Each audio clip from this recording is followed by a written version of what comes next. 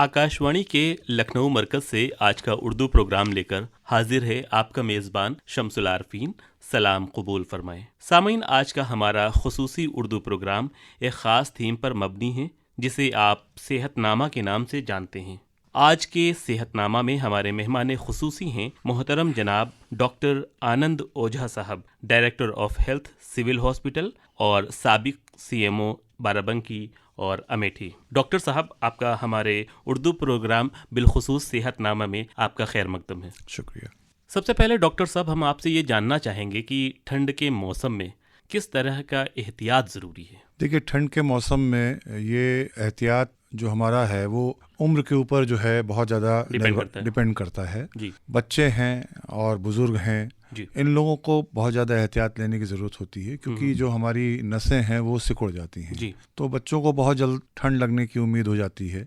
और बुज़ुर्गों में ब्लड प्रेशर है या हार्ट अटैक है या लकवा मारने की बीमारी, ये काफ़ी इस मौसम में होती है जी। तो कम से कम ये है कि इन लोगों को ठंड से बचना चाहिए और अपने इर्द गिर्द गर्म माहौल रखें। प्लस पानी ये कम से कम शरीर में पूरा होना चाहिए ताकि जो है हाइड्रेशन बना रहे, हमारी नसें खुली रहें। जी, आपने हाइड्रेशन की बात की, पानी की बात की। अभी हम जब आ रहे थे तो एक बुजुर्ग साहब थे तो उन्होंने एक सवाल अपना हमारे सामने पेश किया, वो हम आपसे कर रहे हैं कि उन्होंने ये कहा कि जैसे हम डायबिटिक हैं या अस्थमा की कोई प्रॉब्लम है उनको, वो कह रहे थे कि हम बचपन से ही रोज नहाने की मेरी आदत है, अब घर वाले मना कर रहे हैं तो क्या मैं नहा सकता हूँ कि नहीं नहा सकता हूँ, गुनगुना पानी है कैसे? उनके लिए ये एक सवाल था कि मेरा मन करता है नहाने का और घर वाले मुझे मना करते कि नहीं, तुम नहा नहीं सकते अभी। देखिए, ऐसा है कि ये तो उम्र के हिसाब से सारी चीजें, आदमी की सेहत, उसको अपना ध्यान रखना चाहिए। बचपन अलग है, जवानी अलग है, बुढ़ापा अलग है। हाँ, बिल्कुल। सारे काम एक से जो है हर उम्र में नहीं किए जा सकते। तो अगर बहुत ज्यादा ठंड पड़ रही तो आप अगर नहाना ही है तो बंद कमरे में गुनगुने पानी से नहा लीजिए, ऐसी कोई बंदिश नहीं है। लेकिन ये है कि रोजमर्रा की जिंदगी में आप ठंडे पानी से नहाएं और सिकुड़ जाएं और घर वालों के लिए मुसीबत बने, एक मुसीबत से दूसरी मुसीबत दावत देना हो जाएगा। डॉक्टर साहब, अभी आपने थोड़ी देर पहले ब्लड प्रेशर की बात की। अक्सर ये देखा गया है कि ठंड के मौसम में ब्लड प्रेशर अक्सर बढ़ ही जाता है, जिसका देखिए जो लोग नॉर्मल भी हैं, इधर देखने में आ रहा है उनका भी 140 सिस्टोलिक डायस्टोलिक जो बढ़ता है ये बढ़ रहा है। ऐसा क्यों और इसकी क्या बड़ी वजह हो सकती है? कारण ये है कि ठंड की वजह से आदमी निकलता कम है तो आपकी फिजिकल एक्टिविटी बिल्कुल ना के बराबर हो जाती है। जब आप फिजिकल एक्टिविटी करते हैं तो वो थोड़ा सा आपकी नसों को खोले रखता है, ब्लड प्रेशर आपका कम रखता है। अच्छा। दूसरी चीज, जब आप घर के अंदर रहते हैं कुछ ना कुछ खाते पीते रहते हैं, हाँ, ये तो है। तो आपकी डाइट भी बढ़ती रहती है। तो जो शुगर के मरीज हैं या जो सॉल्ट खूब ले रहे हैं, घर में पकौड़ी खा रहे हैं, तो उनके अंदर बॉडी में नमक जाने की वजह से भी ब्लड प्रेशर बढ़ने का एक ही प्रकोप होता है। तीसरी चीज ये जो है कि ये तो जो नेचुरल प्रोसेस है वो खाने पीने की वजह से डिस्टर्ब हो रहा है हमारा, लेकिन ये जो हमारी नसें हैं, जो हमारी आर्टरीज हैं, जिनको हम वेन्स कहते हैं, जो रगें कहते हैं, वो भी जाड़े में सिकुड़ जाती हैं। अच्छा। तो इनके सिकुड़ने की वजह से जो बॉडी में ब्लड का कंपार्टमेंट है वो बड़ा प्रेशर में रहता है। तो इसका कारण यही है कि 140 किसी का पहुंच रहा है, किसी का 150 पहुंच रहा है। नसों के सिकुड़ने से, एक्टिविटीज के कम होने से, नमक और इनका सबका खान पान जो है हमारा ज्यादा जो बढ़ जाता है, उसकी वजह से ये हमारा ब्लड प्रेशर और शुगर दोनों चीजें, और मोटापा भी तीसरी चीज है। ये तो इस वक्त एक शक्ल बन गई है बीमारी की। डॉक्टर साहब, फिजिकल एक्टिविटी की बात करें, एक्सरसाइज की बात करें, तो अगर हमारे जो 60 प्लस के हमारे सामीन हैं वो फिजिकल एक्टिविटी करना चाहें, वो एक्सरसाइज करना चाहें, तो किस तरह की और रोजाना उन्हें कम से कम कितना करना चाहिए जो उनकी हेल्थ के लिए अच्छा हो? देखिए, दो चीजें हैं कि फिजिकल एक्टिविटी ये डिपेंड करती है कि आपको किस चीज का शौक है। अगर आप वॉकिंग चाहते हैं, वॉकिंग करें। देखिए, ऐसा है कि 65 तक वो वॉकिंग, हल्का फुल्का दौड़ना, कंधों की एक्सरसाइज, योगा, ये सब कर सकते हैं, इसमें कोई बंदिश नहीं है। अगर आपको कोई बीमारी पहले से दिल की है या ब्लड प्रेशर की है, तब आपको सोच समझ के डॉक्टर की राय लेके तब एक्सरसाइज करनी है। अच्छा, अभी आपने नमक का जिक्र किया, हाई सॉल्ट जिक्र किया कि ब्लड प्रेशर में ये बहुत खतरनाक होता है। कभी किसी ने मुझसे कहा था, हो सकता है ये परसेप्शन ही हो, कि ब्लड प्रेशर के मरीजों में नमक तो नहीं लेना चाहिए, कम करना चाहिए, लेकिन अगर काला नमक हो तो वो ज्यादा अच्छा होता है। आप इस पर क्या कहेंगे? देखिए, ऐसा है कि नमक नमक है। सोडियम तो हैवी सोडियम होता ही है। हाँ, तो उसमें ये है कि काला और पीला क्या, हाँ, उसमें हम हिदायत लेके चले ज़्यादा अच्छा है ना। जी। किसी चीज़ को एक्सपेरिमेंट के तौर पे अपनी सेहत के साथ खिलवाड़ करें हम, वो बेहतर नहीं है। बिल्कुल।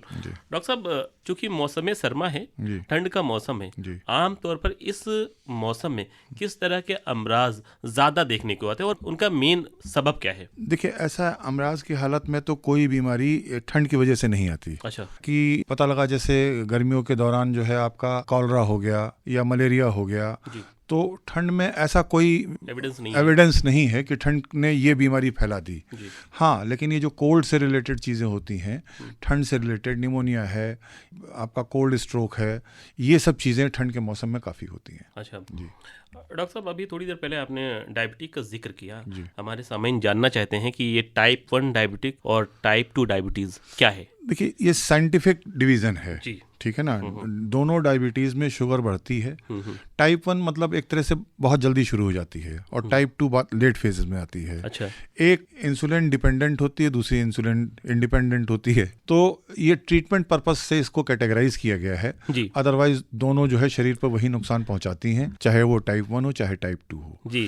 ये डॉक्टर्स के लिए ज़्यादा महत्वपूर्ण हो जाता है कि हम किसको अच्छे से ट्रीट कर सकते हैं और कौन सी जो है ये इंसुलिन को रिस्पॉन्ड करती है, कौन सी ड्रग को रिस्पॉन्ड करती है। तो ये मेरे ख्याल से जो मौजू है वो डॉक्टर्स के ऊपर छोड़ देना चाहिए। हमारे तमाम ऐसे सामीन हैं जो अच्छे खासे क्वालिफाइड और डॉक्टर्स भी हैं। अभी हम आपके एक पहलू से अपने सामीन को और वाकिफ कराना चाहेंगे तो ज़्यादा अच्छा समझेंगे। डॉक्टर्स भी हमारे बहुत सारे प्रोग्राम सुनते हैं, उनके लिए भी आपकी ये जो आपने मशवरा दिया वो बहुत मुफीद है। डॉक्टर साहब, ठंडा के मौसम में गुनगुने पानी की अहमियत क्या है? देखिए, ऐसा है ना कि पानी जब आप गर्म करते हैं तो उसके अंदर गर्म करने का केवल एक ही फायदा होता है। एक तो आपके बॉडी टेम्परेचर के लगभग बराबर आ जाता है। दूसरी चीज़ ये है कि जो भी उसके अंदर बैक्टीरिया है, अगर आपने उबाल के उसको ठंडा किया है तो उसके अंदर जो भी बैक्टीरिया है, जो भी इन्फेक्शन है, वो खत्म हो जाता है।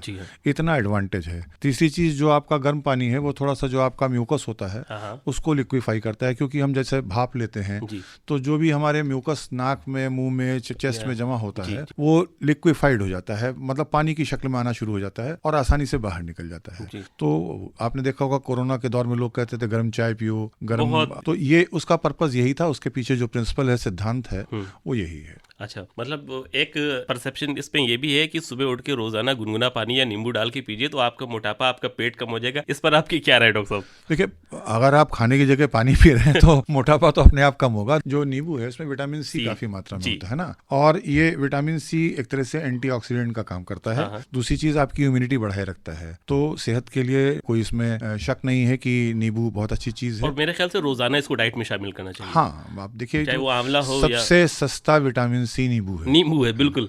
ऑर्थराइटिस के पेशेंट के बारे में करें कि गठिया बाई या कोई भी जोड़ों के मरीज हैं, उनके लिए ठंडा का जो मौसम होता है, जो ये वक्त होता है, ये बहुत ही खतरनाक हो जाता है। अक्सर उनकी शिकायत रहती है कि घुटनों में दर्द हो रहा है या ऐसा। इसके बारे में और इनका क्या इलाज है, क्या एहतियात बरतनी चाहिए ऐसे मरीजों को? देखिए, ऐसा है कि दर्द की मेन वजह होती है वहाँ पे गंदे खून का जमा होना, है ना। लैक्टिक एसिड जो है जमा हो जाता है वो। तो मैंने कहा ना कि सारा जो मसला है वो सर्कुलेशन का है, बिल्कुल खून के बहने का है। तो उसमें ये है कि जाड़े में खून का बहाव चाहे जहां भी हो, चाहे घुटने में हो, चाहे शरीर में हो, चाहे दिल को हो, चाहे दिमाग को हो, सब जगह कम हो जाता है। तो जो हमारा लैक्टिक एसिड है जोड़ों से वो वॉश आउट नहीं हो पाता है। तो इसलिए जाड़े में ये जो है दर्द ज्यादा बढ़ जाता है। तो बेहतर ये है कि आप उसको अपने जोड़ों को सेक के रखें, कोई ना कोई गर्म कपड़ा पहन के रखें या कई मल्टी लेयर्ड कपड़े पहन के आप जो है कहीं जाना चाहें तो जाएं। सेहत से मुताल्लिक आखिरी सवाल मेरा कि आजकल सांस लेना काफी दुश्वार हो रहा है, बिलखुसूस एयर पोल्यूशन। एक तरफ ठंड हो रही है तो लोग अलाव जला रहे हैं, तापेंगे जरूर। दूसरी तरफ ताप रहे हैं, अलाव जला रहे हैं, तो एयर पोल्यूशन काफी हो रहा है। ऐसी सूरत हाल में तीसरा ऑप्शन क्या हो सकता है? देखिए, मैं एक शेर पढ़ दूं आपके सामने। हाँ, बिल्कुल बिल्कुल डॉक्टर साहब। कि सांसें में गहरी भर तो लूं, सांसें में गहरी भर तो लूं, लेकिन हवा नहीं है। आय है, क्या बात है। सांसें में गहरी भर तो लूं, लेकिन हवा नहीं है। हमें दर्द भी ऐसा मिला जिसकी दवा नहीं है। अरे रे, वाह वाह वाह वाह वाह। तो मेरा कहने का मतलब, इस पॉल्यूशन का तो इलाज हमारे पास ही है, किसी डॉक्टर के पास पॉल्यूशन कम करने का तरीका नहीं है। बिल्कुल। तो मेरी गुजारिश सबसे है कि सभी लोग इस दयार के लिए, अपने अपने इलाके के लिए जिम्मेदार हैं कि वो पॉल्यूशन कम से कम करें, ताकि उनकी सांस मतलब हवा ले, ना जी, कि जी, जी। फिर आगे उनको दवा की जरूरत पड़े। बिल्कुल। जी। और अलाव जलाने से बेहतर है कि आप ऊनी कपड़े पहने। जी। बिलखुसूस गुड़ की अगर हम बात करें तो गुड़ की अहमियत पे आप 2 लाइन कह दें डॉक्टर साहब। हाँ, देखिए, जो आपकी वाइट शुगर है जी। वो फिल्टर दूध। ज़्यादा खतरनाक है। इसमें सल्फर इत्यादि से जो ट्रीटमेंट होता है जी। वो जो हमारे एंटीऑक्सीडेंट्स हैं उनको किल करता है, हाँ। Sulphur basically. जी। गुड़ बिल्कुल एक क्रूड फॉर्म है जी। और गुड़ में बेसिकली लोहे की मात्रा भी काफ़ी अच्छी बहुत ज़्यादा कहती होती थी। जी। तो मैंने जैसे कहा ना कि नींबू आपका रिचेस्ट या बहुत ही सस्ता सोर्स है विटामिन सी विटामिन सी का, का जी। वैसे ही गुड़ जो है आपका जो लोहा है उसका सबसे आसान और सबसे और हर आसानी जगह से मिल जाने available। वाला आयरन का सोर्स है। जी, जी, जी। तो गुड़ की अपनी अहमियत सदियों से चली आई और रहेगी। जी। वैसे हम अपने सामाइन को बता दें कि हम डॉक्टर आनंद ओझा साहब से बात कर रहे हैं और अभी सेहत पर गुफ्तगू हमारी हो रही है, लेकिन हम डॉक्टर साहब के एक और पहलू से आपको वाकिफ कराना चाहते हैं। आप बेहतरीन डॉक्टर होने के साथ साथ जबरदस्त शायर भी हैं। डॉक्टर साहब, एक बात बता दें हम कि अक्सर मेरा मुशाहिदा ये है कि डॉक्टर्स शेर व सुखन की तरफ बहुत आ रहे हैं, और मैंने एक कार्डियोलॉजिस्ट के लिए एक शेर लिखा था कि दिलबर मेरी आंखों में वो जब से समा गए। वाह। दिलबर मेरी आंखों में वो जब से समा गए, ख्वाबों में पुरकशिश सा वो चेहरा दिखा गए, और बीमार दिल का लोग जो करते थे बस इलाज, जी, टूटा जो दिल तो शेरो सुखन में वो आ गए। वाह, क्या बात है। तो डॉक्टर साहब, अब हम आपसे ये जानना चाहेंगे कि आपके शेरी सफर का आगाज और अब आप अपने दूसरे पहलू में दूसरा रंग हमारे सामीन को जरूर दिखाएं। जी, देखिए, ऐसा है ना कि मैं ये नहीं कहूँगा कि हमारे जो डॉक्टर्स हैं, जो चारागर लोग हैं, वो शेर सुखन में ज़्यादा आते हैं। हर पेशे से लोग आते हैं, बस शर्त ये है कि आपका हसास होना ज़रूरी है। हाँ। आपका संवेदनशील होना ज़रूरी है। जी। आप किसी चीज़ को किस नज़रिए से देखते हैं, आपकी विज़न क्या है। जी। तो एक मैं कथा पेश कर दूं आपके लिए। अता करें मोहतरम। कि हमारा जिस्म सच पूछो, हमारा जिस्म सच पूछो, हमी को रोज़ छलता है, हमी को रोज़ छलता है। वाह।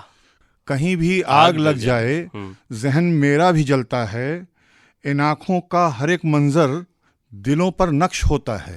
वाह। इन आँखों का हर एक मंजर दिलों पर नक्श होता है, हजारों दर्द पीते हैं तो फिर एक लफ्ज डरता है। आहा, क्या बात है। बहुत ही खूब डॉक्टर साहब, बहुत ही खूब। डॉक्टर साहब, हम चाहेंगे कि हमारे सामाइन को आप तरन्नुम से कुछ जरूर सुना दें। तरन्नुम से मैं गजल पेश कर दे रहा हूँ। जी, अता करें मोहतरम। सहर की रस्म होनी है, सहर की रस्म होनी है, रिवाजे शाम होना है। क्या क्लासिकल अंदाज है बेपा। सहर की रस्म होनी है, रिवाजे शाम होना है, ढली जब रात कुछ आगे लबों पर जाम होना है। वाह वाह वाह वाह। ढली जब रात कुछ आगे लबों पर जाम होना है।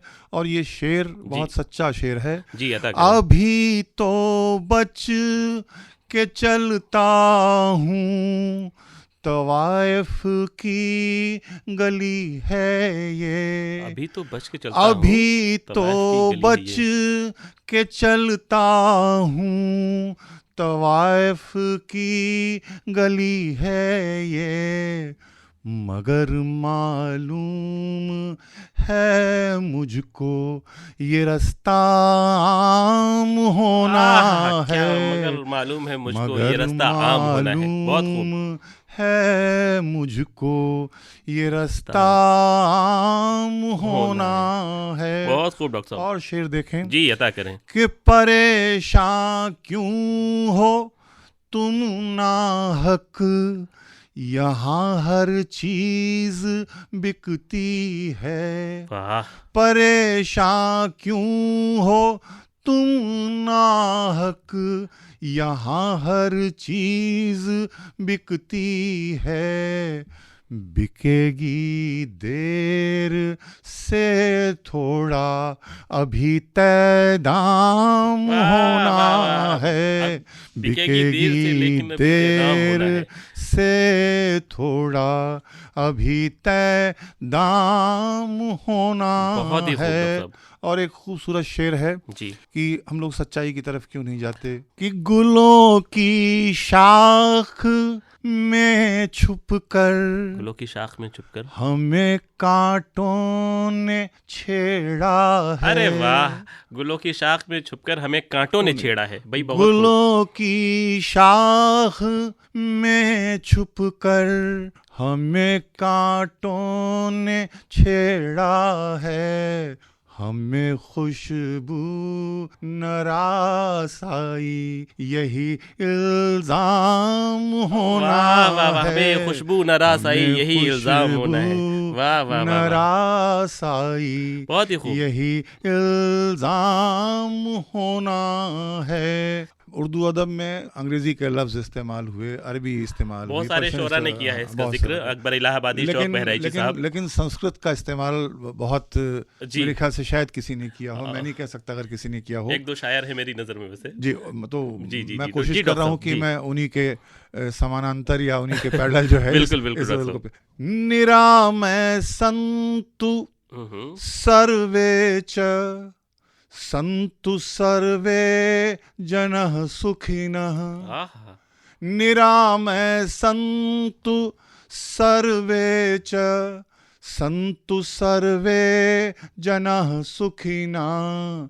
कहे सब हो सलामत जो वही इस्लाम वाह वाह वाह होना वाह है। वाह वाह वाह, क्या शहर यज्ञती का की शेर है भाई। रस्म यज्ञती का पैगाम देता हुआ आपका होनी खूबसूरत है, शेर मोहतरम। रिवाजे शाम बहुत ही होना खूब। है कि हुआ बेनाम इस खातिर, हुआ बेनाम इस खातिर। फसादों से मैं बच निकलूं। वाह, क्या बात है। हुआ बेनाम इस खातिर, फसादों से मैं बच निकलूं। कोई भी नाम रख लूं मैं, मुझे बदनाम होना है। क्या बात है, बहुत ही खूब, शहर की बहुत ही खूब डॉक्टर साहब। रस्म होनी है, रिवाजे शाम होना है। और जो मेरा दर्द है जी, इस मक्ते के माध्यम से मैं आपको पेश कर रहा हूँ इरशाद मोहतरम। कि कतर डाली कतर डाली जमी सारी, कतर डाली जमी सारी, अलग एक नाम दे दे के। वाह, कतर डाली जमी सारी, अलग एक नाम दे दे के। पड़ेगी गर्द जब तुझ पर, तुझे बेनाम वाह होना वाह वाह वाह है। वाह, क्या शेर है भाई, शहर क्या की मुकर्रर रस्म मुकर्रर मक्ता। होनी है। पेश कर रहा हूँ जी, कि कतर डाली जमी सारी, अलग एक नाम दे दे के।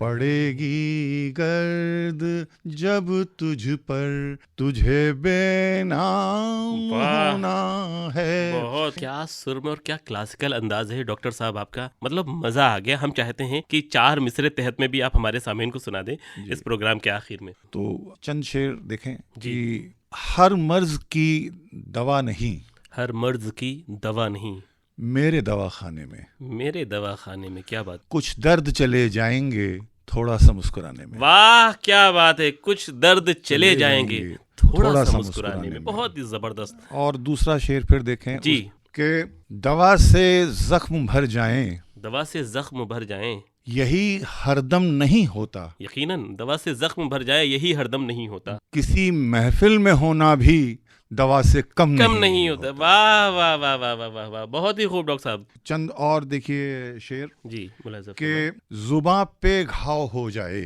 जुबां पे घाव हो जाए, जुबां पे घाव हो जाए तो सबसे जल्द भरता है। हाँ, जुबां पे घाव हो जाए तो सबसे जल्द भरता है, जुबां से घाव हो जाए तो इंसान घुट के मरता है। क्या बात है, क्या बात है। जुबां से घाव हो जाए तो इंसान घुट के मरता है। शिकवा है गर कुछ से बातें, शिकवा है गर कुछ से बातें, अच्छा, आते जाते किया करो। अरे वाह, आते जाते क्या करो। शिकवा है गर कुछ से बातें, आते जाते किया करो। शिकवा है गर सबसे फिर तो खुद से बातें किया करो यार। बहुत बढ़िया है भाई, और बहुत शुक्रिया डॉक्टर साहब हमारी इस खूबसूरत महफिल में 4 चांद लगाने के लिए। आपका बहुत बहुत शुक्रिया। सामीन, ये थे डॉक्टर आनंद ओझा साहब, जिनसे अभी आप कारामद गुफ्तगू समात फरमा रहे थे। इस प्रोग्राम की पेशकश थी मोहतरम जनाब आसिफ इकबाल साहब की।